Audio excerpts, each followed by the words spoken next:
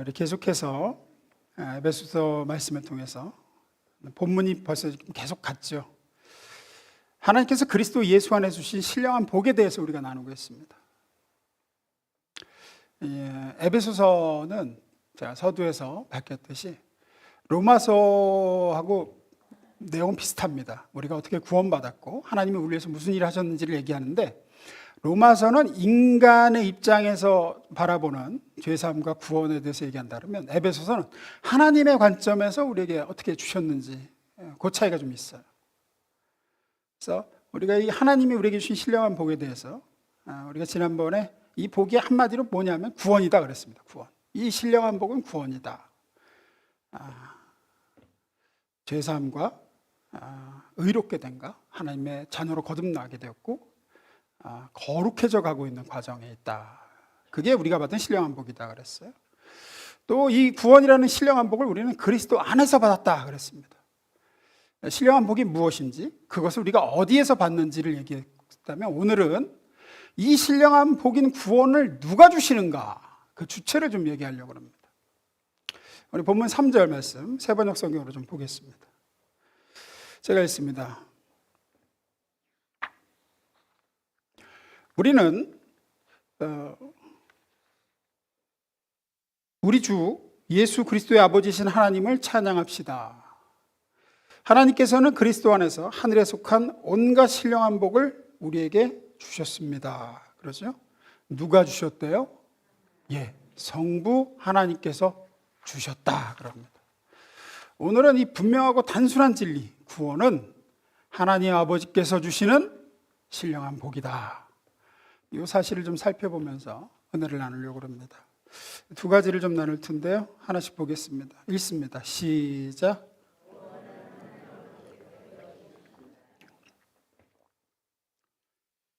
어떤 분들은 이렇게 생각하시는 분들도 있습니다. 교리가 뭐가 그렇게 중요하냐, 교리가. 예수 내 구주 찾아서 구원받고 이웃을 사랑하면 되는 거지, 뭐가 그렇게 복잡하냐, 뭐가. 교리 제대로 몰라도 기도 열심히 하고 전심으로 주님 찾고 사랑 실천하면 되는 거 아니냐. 물론 교리를 올바로 모른다고 해서 구원을 못 받는 건 아닙니다. 또 우리의 구원이 교리를 똑바로 이해하는 데 달려있는 것도 아니에요. 사실 여러분들 한 사람 한 사람, 제가 삼위일체론부터 점검 시작하잖아요. 여러분 안에 이단적인 요소 되게 많습니다. 점검을 제가 안 해와서 그렇지, 가만히 보면 성경이 얘기하고 있는 것과 다르게 이해하고 있는 분들이 굉장히 많아요. 없는 분은 없을 거야, 아마 오류가. 그래서 우리가 구원을 못 받았느냐? 아닙니다. 그렇지 않아요. 교리를 똑바로 이해하고 인정하는 것을 구원받는 게 아니라 우리는 예수를 믿어서 구원받기 때문입니다. 오늘 주제에 맞춰서 말씀드리자면, 하나님이 우리를 구원하셨기 때문에 구원받는 거죠. 그분의 은혜와 긍휼로. 내가 교리적인 차원에서 지금 틀렸다는 것으로 내 구원이 좌우되지는 않습니다. 하지만 왜 이렇게 교리를 우리가 바로 아는 게 중요하냐면, 이 정리가, 교리의 정리가 틀려 있으면 구원받은 이후에 그 다음을 쌓는 데에 문제가 생겨요. 그 다음 문제인 여러분이 성화하는 과정에서 신앙이 성장하고 성숙하는데 굉장히 많은 차이가 나고, 깊은 신앙으로 가고 하나님과 친밀함을, 관계 속으로 들어가는 데 있어서 분명히 심각한 장애를 초래합니다. 왜냐하면 이런 교리는 건물로 따지면 기초공사와 같기 때문이고, 사람 몸으로 따지면 뼈대와 같기 때문이에요. 아무리 운동을 이렇게 열심히 해도 자세가 틀어지면 오히려 하나님만 못하다는 이유가 뭐에 그래요? 뼈가 틀어지기 때문이죠. 뼈가.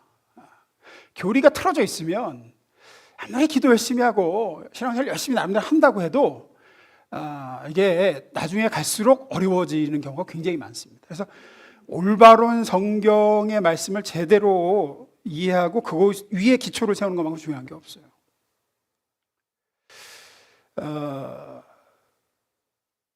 교리를 잘못 이해해서 생기는 장애 중에 대표적인 게 뭐냐면, 구원의 확신이 흔들리는 거예요. 또 이런 겁니다. 내가 이런 꼴이어도 이게 내가 하나님의 자녀가 맞나? 내가 이렇게 사는데 하나님이 나를 여전히 사랑하시는가에 대한 확신 문제가 흔들려요. 오늘 다루려고 하는 교리를 제대로 모르면. 우리가 신앙을 성장하고 성화되어 가는데 사탄이 우리를 제일 많이 공격하고 우리를 넘어뜨리는 것 중 하나가 바로 그 부분입니다. 구원에 대한 확신. 하나님이 나를 사랑하신다는 확신. 이걸 흔들어요. 이걸 흔들어요. 그래서 오래 쌓아온 신앙이 하루아침에 무너지는 경우도 있습니다. 기초공사가 부실해서 그래요. 기초공사가. 제가 이렇게 목회 사역 중에서 가끔 신앙 상담을 할 때마다 제가 놀라는 것 중에 하나가 뭐냐면 대부분의 성도들이 기초가 대단히 나쁘다는 사실입니다. 뿌리 없이 위에다 쌓아서 하루아침에 무너지는 경우가 많아요. 하루아침에 쌓고 하루아침에 무너져요. 그런 신앙 많이 봤습니다. 그 이유는 뭐냐? 구원의 근거, 하나님이 나를 사랑하시는 근거, 하나님이 내게 복 주시고 나를 기뻐하시는 근거를 내 열심에 두고, 내 믿음에 두고, 내 의지에 두고, 내 노력에 두기 때문이에요. 나는 믿는다. 나는 주님을 절대로 놓지 않는다. 내가 주님을 뜨겁게 사랑한다. 여기에 근거를 두어서, 그러니까 하나님이 나를 사랑하고, 그래서 내가 구원받았고, 그래서 나에게 하나님이 복을 주신다. 요러면 우리의 의지와 우리의 열심과 우리의 주를 향한 사랑은 절대로 한결같이 못합니다. 우린 인간이라서.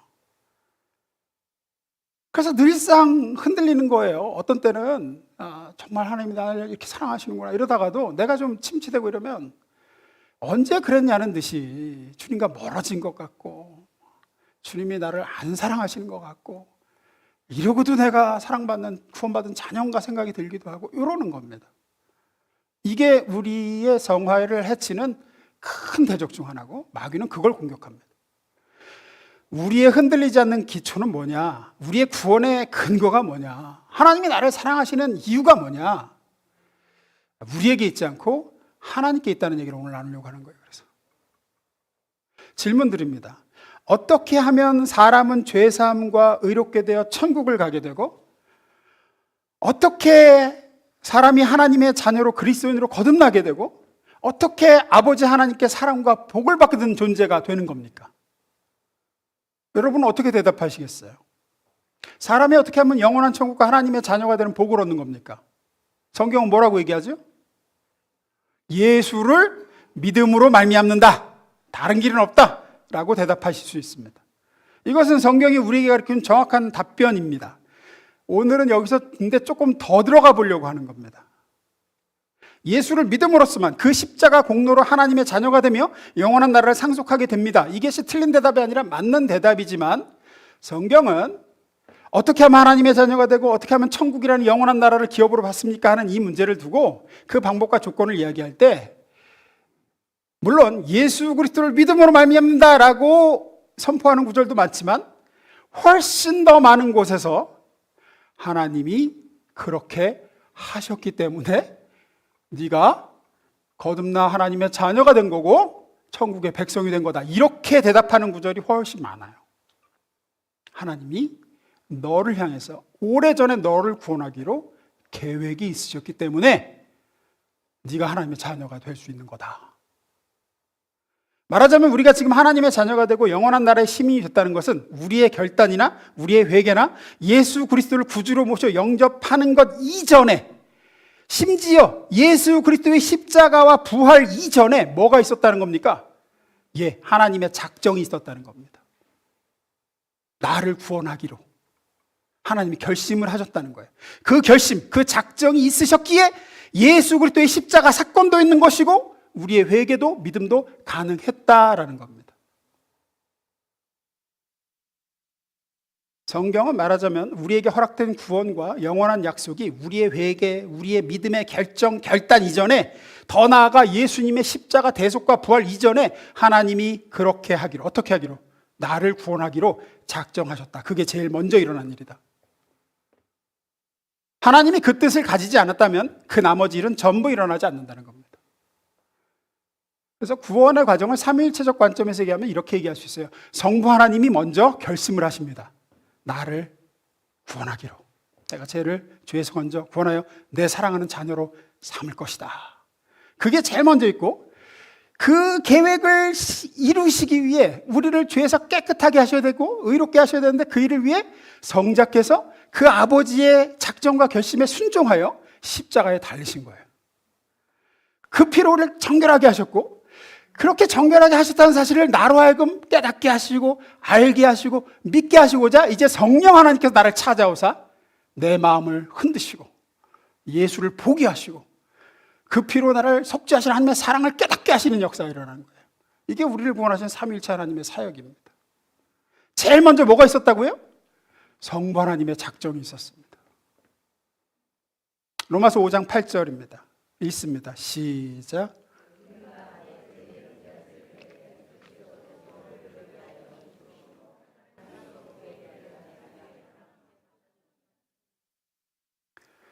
우리가 잘 아는 구절이죠.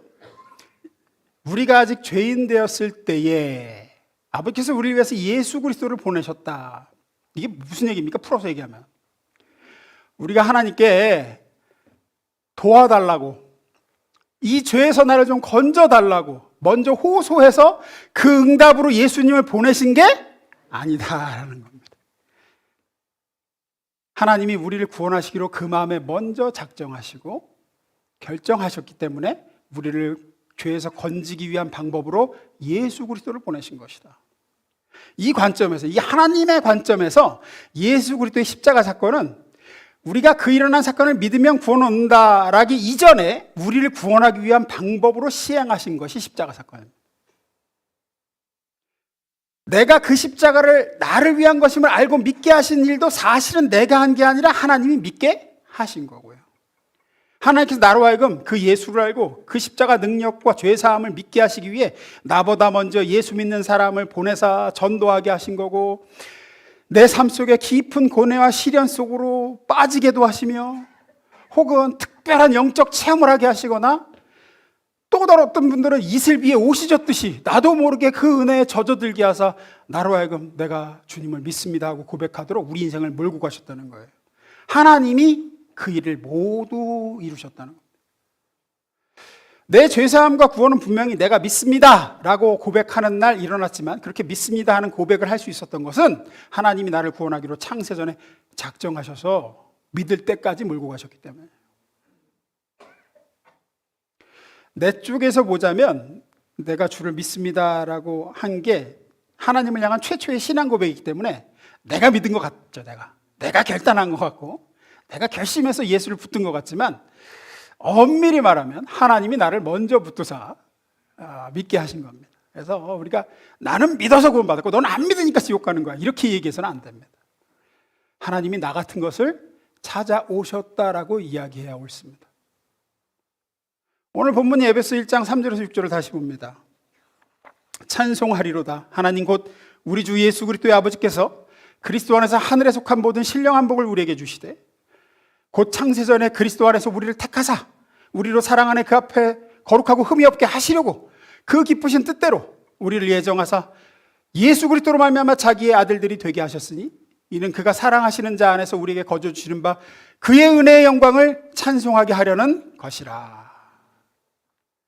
이 내용을 보시면 우리가 계속 다뤘듯이 얼마나 이 하늘에 속한 신령한 복이 우리에게 그리스도 안에서 허락되었는가를 이제 쭉 설명하죠. 근데 잘 보시면 이 모든 진술의 주어가 누구인지를 잘 봐야 돼요. 누가 구원이라는 신령한 복을 주기로 창세전에 우리를 선택하시고 예정하셨으며, 누가 우리를 자기 아들 딸 삼기로 작정하셨고 우리를 예수의 영광의 거룩한 형상으로 빚어가신다고 얘기하는 겁니다. 주어가 다 누구예요? 지금 이게 이렇게 하는 이 주체가 누구예요? 하나님이라는 거죠.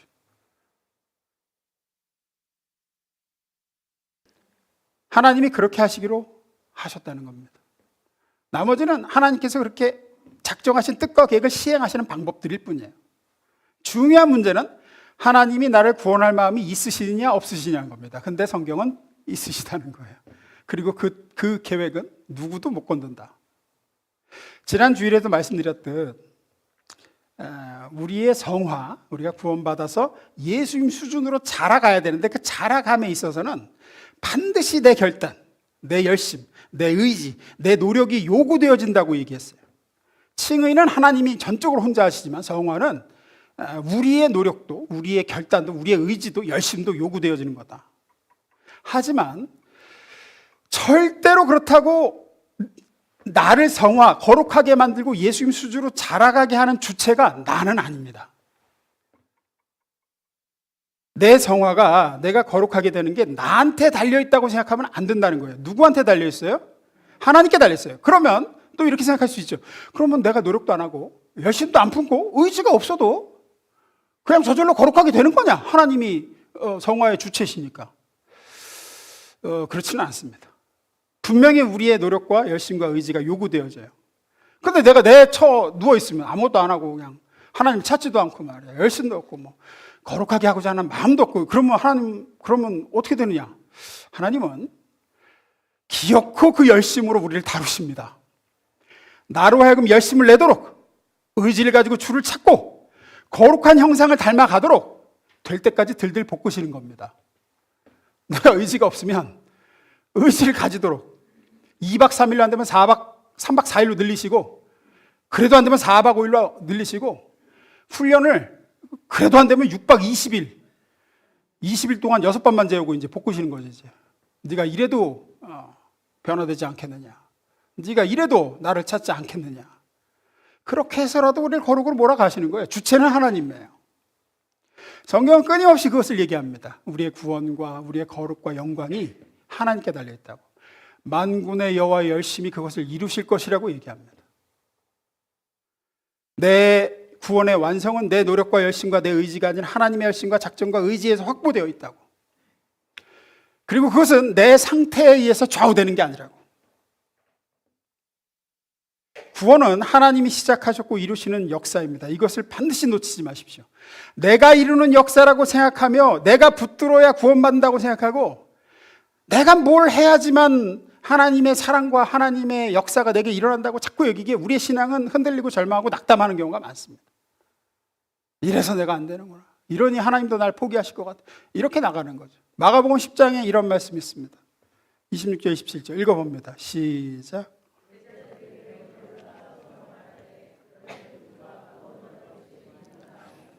예수께서 그들을 보시며 이르시되 사람으로서는 할 수 없으되 하나님으로는 그렇지 아니하니 하나님으로서는 다 하실 수 있느니라. 예수님 말씀이 그거죠. 네가 주체라 그러면 너 구원 못 받는다.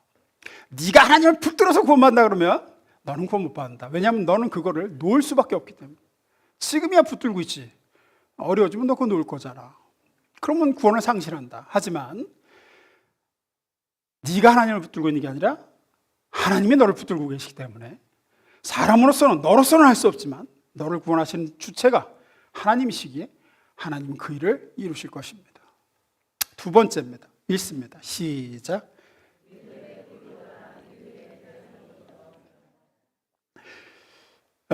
말씀드렸듯이 우리의 신앙이 깊어지고 높아지기 위해서 가장 필요한 것이 든든한 교리적인 기초를 갖는 겁니다. 내 구원의 근거를 나의 의지, 나의 헌신, 나의 열심에 놓지 말고 하나님의 열심, 하나님의 의지, 하나님의 성실, 하나님의 능력에다가 놔야 돼요. 나를 구원하시기 위해 아들을 못 박으신 그 하나님의 집념에 우리의 소망이 있는 겁니다. 나는 흔들리는 날이 있어도 하나님은 절대 흔들리지 않는 분이시고 나는 변개하는 날이 있어도 하나님은 변개치 않으시는 분입니다. 이것이 성경이 우리에게 한결같이 가르쳐주고 있는 겁니다. 하나님은 만세전에 나를 죄에서 건져 구원하기로 작정하셨습니다. 그 작정을 이루시기 위해 아들까지 내놓으셨어요. 로마서 8장 32절입니다. 제가 읽습니다. 자기 아들을 아끼지 아니하시고 우리 모든 사람을 위하여 내주신 이가 어찌 그 아들과 함께 모든 것을 우리에게 주시지 아니하겠느냐. 이 말씀은 이런 뜻입니다. 죄 가운데 있는 우리를 하나님이 먼저 사랑하시고 불쌍히 여기사 그의 백성으로 영광의 자리에 있게 하시려고 작정하셨기 때문에 그 작정을 이루시는 과정에서 가장 큰 희생, 가장 큰 값을 치르시는 일이 뭐냐? 자기 아들 예수 그리스도를 십자가에 못 박아 죽이시는 일이었습니다. 그것도 마다하지 않고 우리를 구원하시고 그 일을 이루셨다면, 우리를 용서하고 우리를 살려 자녀 삼으시기 위해 그 일까지 해야 하셨다면, 그 엄청난 희생, 아들의 목숨을 끊어 피를 쏟게 하는 까지 하면서 시작하신 일을 네가 좀 부족하다고, 네가 열심히 작다고, 네가 여전히 죄 가운데 있다고 그 일을 포기하고 그만두시겠는가 하는 것이 바로 그 아들과 함께 모든 것을 우리에게 주지 않겠느냐라는 표현의 핵심입니다. 하나님은 가장 큰 값을 치르시고 이 일을 시작하셨는데, 네가 좀 모자라다고 해서 그렇게 아들 죽여서 시작하신 일을 중도 포기하시겠느냐? 이 사실을 아는 것이 왜 이렇게 중요하냐면, 앞서 말씀드렸듯이 우리의 신앙이 흔들리는 것은 언제나 무엇에서인가 하면 내가 하나님을 향한 열심이 뜨거웠다 식었다 할 때마다 흔들리는 겁니다. 내가 하나님을 향한 열심을 가지면, 내가 그분을 더 사랑하면 내 구원과 하나님의 사랑의 확신이 내 안에서 더 든든해지고 커진다고 여기고, 반대로 내가 하나님을 향하여 뜨거운 신앙심을 갖지 못할 때는 나의 구원과 나를 향한 하나님의 사랑에 대해서 확신이 흔들리고 의심하게 되기 때문에, 그게 우리 신앙생활에서 가장 손해를 보고 성화의 과정의 가장 큰 걸림돌이에요. 성경은 분명히 선포합니다. 우리에게 허락한 모든 영원한 축복과 놀라운 사랑의 약속들은 네 믿음의 크기로 말미암은 게 아니라 네가 믿고 있는 대상이신 하나님의 크심에 의해서 이미 확보되어 있다. 이걸 여러 번 얘기를 해요. 우리가 신앙이 흔들리지 않는 포인트가 여기입니다. 믿음의 행위에, 믿는 건 우리가 믿는 거죠. 믿음이라는 행위의 주체는 우리 자신입니다. 근데 우리는 한결같으신 하나님이 아니라 한결같지 못한 인간인지라 때로는 내가 믿음이 좋기도 하고 때로는 내가 믿음이 나쁘기도 하단 말이에요. 그런데 성경이 얘기하는 건 네가 믿음이 좋거나 나쁜 것에 의해서 너를 향한 하나님의 사랑과 축복과 약속이 흔들리는 게 아니라 네가 믿는 하나님이 어떤 분이신가에 의해서 그 약속은 결정되어지는 거야. 이해를 돕기 위해서 예를 들게요. 공관복에서 마태, 마가, 누가복음이 다 기록하고 있는 사건 중에 하나가 12의 혈루증 앓는 여인이 치유받는 사건이 다 기록되어 있어요. 우리가 보통 그 여인의 믿음에 초점을 많이 맞춥니다. 내가 손을 예수의 옷자락에 대기만 해도 나음을 얻으리라는 이 얼마나 큰 믿음인가. 그런데 사실은 그거보다 더 중요한 게 뭐냐면 그 여인이 누굴 믿었느냐가 중요해요. 봅니다. 마가복음 5장 27절 28절 읽어보겠습니다. 시작.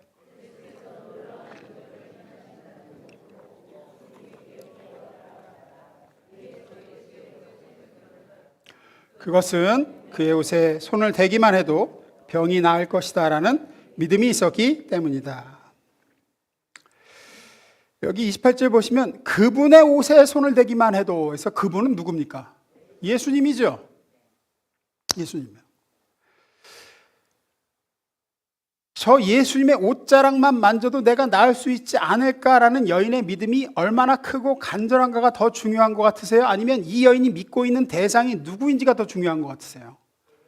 대상이 훨씬 중요합니다. 만약에 이 여인이 예수님께 가기가 너무 머니까 그 옆에 있는 베드로는 예수님이 가장 아끼는 제자니까 베드로의 옷을만 만지기만 해도 난 나을 거야 라고 강력하고 한치의 의심도 없이 뜨겁게 믿으며 베드로의 옷을 만졌다면 어떻게 됐을까요? 병은 안 났습니다.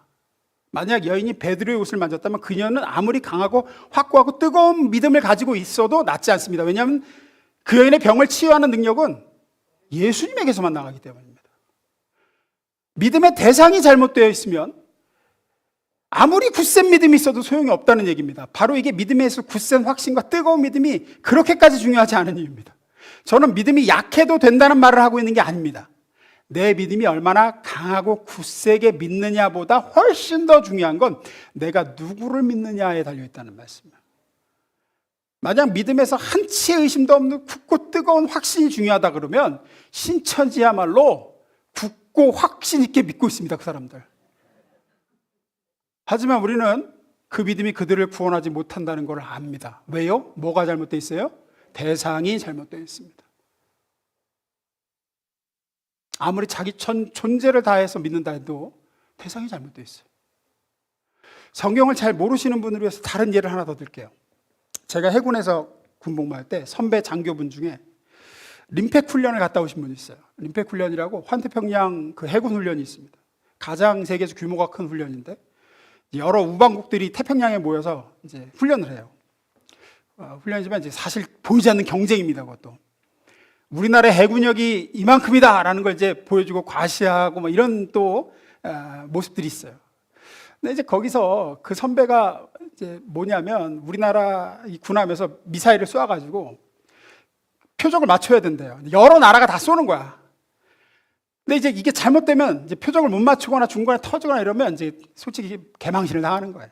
자기가 그 책임자니까 얼마나 마음이 무겁겠어요. 그래서 전날 그 훈련하기 전날 밤에 갑판에 가서 미사일에게 말을 걸었대. 야, 미사일아, 내가 너만 믿는다.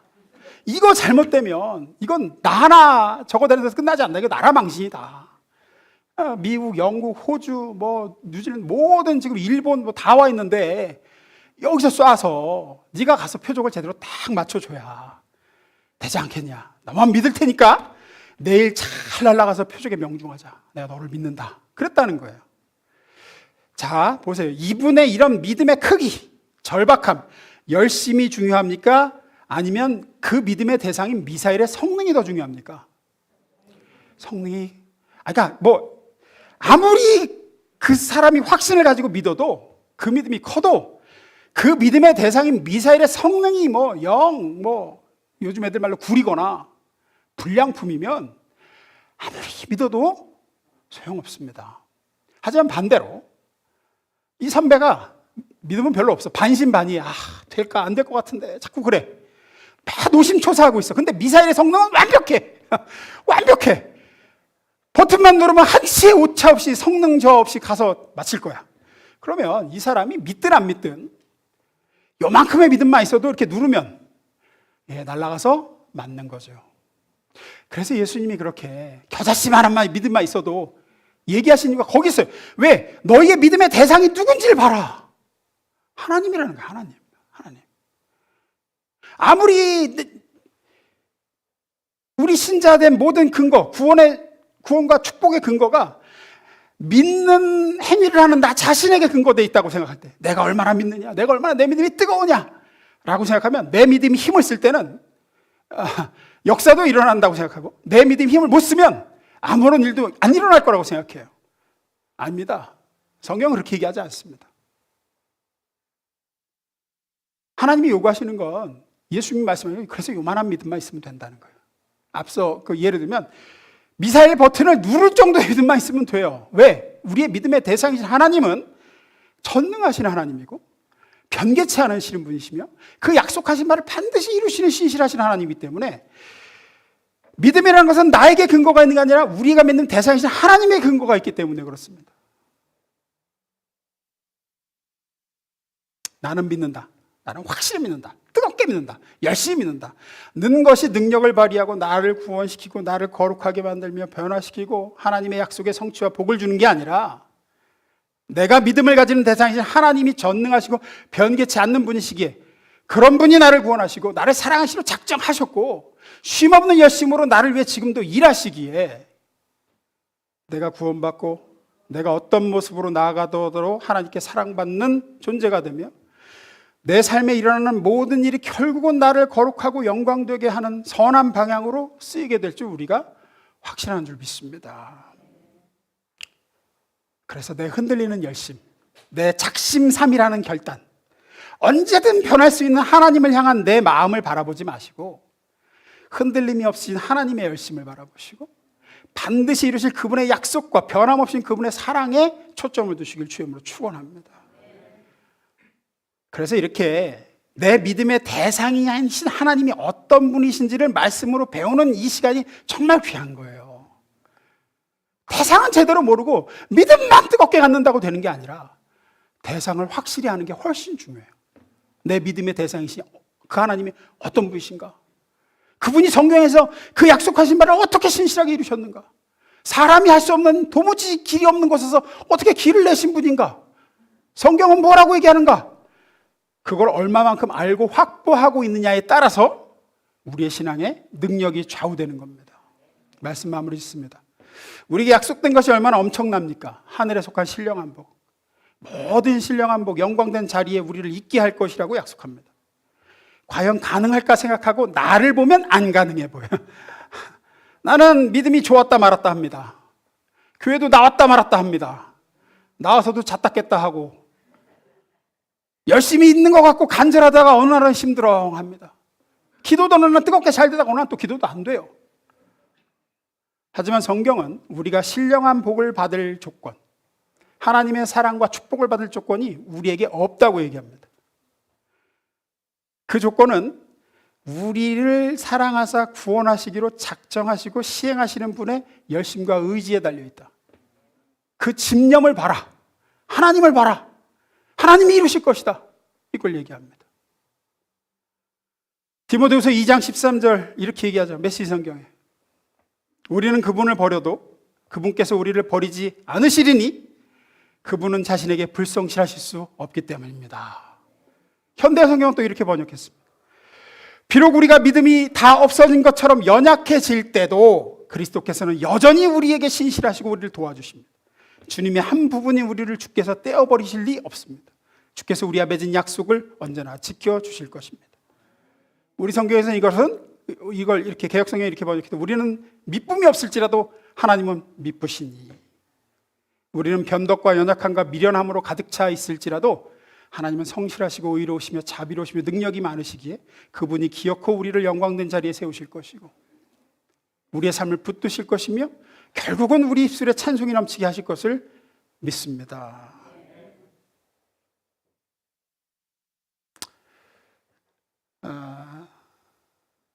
그래서 우리가 우리의 신앙에 대해서 우리 자신을 바라보며 아이고 나는 안 돼 라고 하는 것은 하나님의 자녀로서 하나님을 향한 불신앙이 됩니다. 하나님의 지혜와 죽은 자를 살려내시는 능력과 아무것도 한 것이 없는 자랄지라도 복 주시기를 기뻐하시는 그분의 은혜를 믿는 것이 신앙입니다. 우리가 언제 상 받을 만해서 상을 받았으며 우리가 얼마나 하나님께 이쁜 짓을 했다고 우리가 지금까지 여기까지 에베네셀의 복을 받고 이렇게 걸어왔습니까? 우리가 노력한 것을 받은 게 아니라 우리를 향하신 하나님의 사랑의 작정으로 인해서 우리는 여기까지 이르렀습니다. 에베소서의 말씀이 그것입니다. 여러분의 신앙이 여러분의 연약함과 미련함과 실족함으로 흔들린다고 해서 하나님의 마음도 흔들리는 것이 아니라는 것을 기억하셔서 꾸준한 마음과 인내와 성실함을 가지고 끝끝내 승리하시기를 주의 이름으로 축원합니다. 기도하겠습니다.